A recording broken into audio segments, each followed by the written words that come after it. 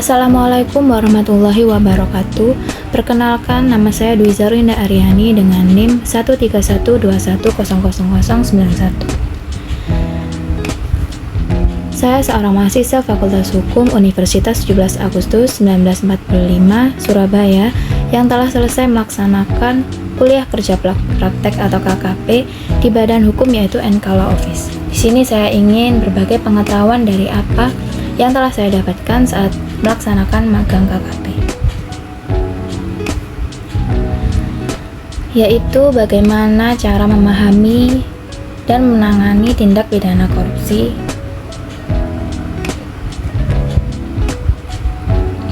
sebelumnya saya akan menjelaskan mengenai apa sih definisi tindak pidana korupsi. Mendefinisikan berbagai jenis tindak pidana korupsi seperti suap, yaitu memberi atau menerima sesuatu dengan maksud untuk mempengaruhi pejabat publik dalam menjalankan tugasnya. Ada juga yaitu penggelapan, yaitu mengambil uang atau barang milik negara secara melawan hukum. Lalu ada juga pemerasan, di mana seorang memaksa untuk memberikan sesuatu dengan ancaman kekerasan atau perbuatan yang tidak menyenangkan. Ada lagi yaitu gratifikasi, pemberian sesuatu kepada pejabat publik yang berhubungan dengan jabatan dan berlawanan dengan kewajiban atau tugasnya. Menangani tindak pidana korupsi. Advokat mempelajari detail perkara. Menangani tindak pidana korupsi. Yang pertama yaitu advokat akan mempelajari detail perkara termasuk kronologi kejadian, kerugian negara, dan bukti-bukti yang tersedia. Lalu sebagai seorang advokat juga harus bisa memahami undang-undang tipikor atau tindak pidana korupsi dan peraturan yang terkait. Jika sudah memahami undang-undang tindak pidana korupsi dan peraturan terkait, barulah advokat mulai menganalisis kekuatan dan kelemahan kasus. Yang kedua, advokat juga merumuskan strategi pembelaan yang terbaik untuk kliennya, memilih pendekatan yang tepat seperti pembelaan material, formil, atau kombinasi keduanya, menyiapkan argumen dan bukti-bukti untuk mendukung strategi pembelaan. Untuk membangun komunikasi dengan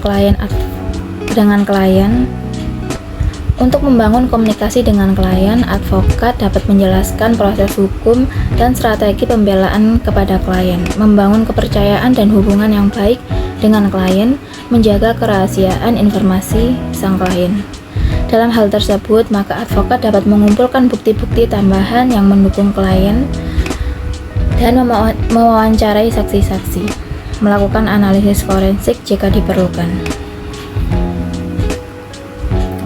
Selanjutnya yaitu memahami pembuatan dokumentasi hukum pada kasus tindak pidana korupsi. Yang pertama yaitu ada pra-peradilan.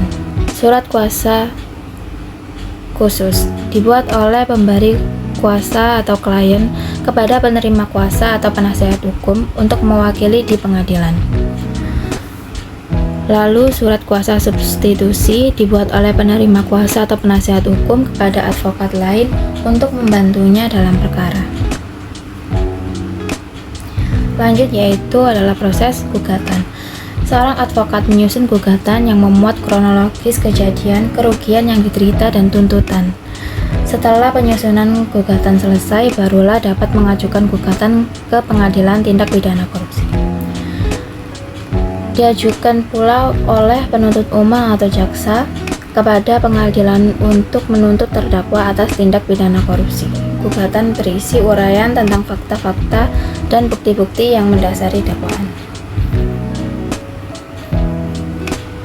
Lanjut ada jawaban.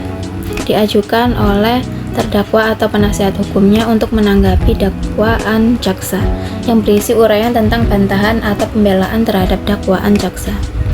Terdakwa atau penasihat menjawab gugatan dari jaksa penuntut umum atau JPU dengan berdasarkan argumen dan bukti yang mendukung.